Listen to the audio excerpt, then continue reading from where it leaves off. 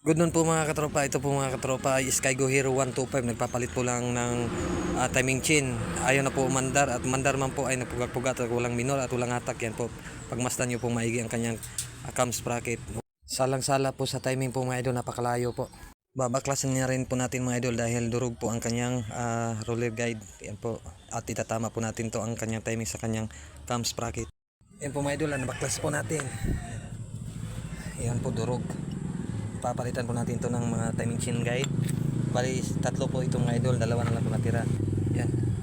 Ito po natin papalit. Bali ito mga idol ang tatlong magkasama, pero ito wala na. Durog na po lahat. Yan. Ating papalit. Ito na po mga idol, na timing na po natin yan po. Ganito lang po mag-timing po mga katropa. At dito yan. Ito pong may ukap na yan at itong may bilog. Dapat magkatapat po yan para hindi po mawala sa timing.